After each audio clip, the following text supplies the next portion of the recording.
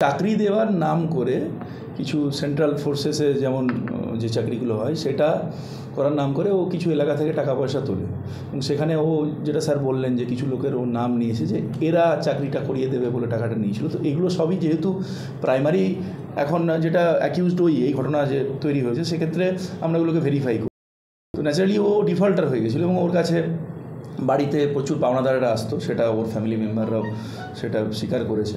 তো সেই প্রেশারটাকে কাটিয়ে ওঠার জন্য এরকম একটা মানে kind of tried to stage a story, তো সেটা দিয়ে যাতে যে আমার এতগুলো টাকা ওই ওয়েভারটা যাতে হয়, লোকজনের একটা সিম্প্যাথিও পাওয়া যায় বা আমার 7 লাখ টাকা চুরি হয়ে গেছে সেই জিনিসটা যাতে আসে, এটা এখন পর্যন্ত আমরা পেয়েছি। সাথেই বিভিন্ন সময় পেশা পরিবর্তন করেছে। ও আপনি এটা বলতে পারেন যে একজন ছোট স্কেলের ব্যবসায়ী, কিন্তু তার সাথে সাথে এই ধরনের যে বিষয়গুলো আছে টাকা পয়সা নিয়ে এ করা, যেটাকে আমরা এই ধরনের টাউট ধরনের একটা প্রবৃত্তি, সেটা আমরা পেয়েছি।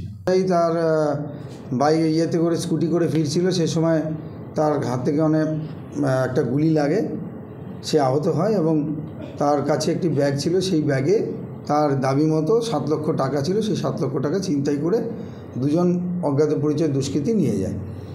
এরপর আমরা রাত্রি থেকে তদন্ত শুরু করি, সারা রাত্রি ধরে আমাদের তদন্ত চলে।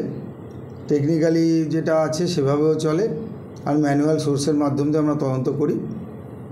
যে ভদ্রলোক আহত হয়েছেন তিনি এখন ভর্তি আছেন, অশোক সাতুই বলে ভদ্রলোক, উনি ভর্তি আছেন বর্তমানে diamond Harbour super speciality medical কলেজে। সেখানে তাকেও আমরা তাদের সঙ্গে কথাবার্তা বলি। তার কথায় বিস্তর অসঙ্গতি আমাদের প্রথম থেকে আমরা লক্ষ্য করেছিলাম।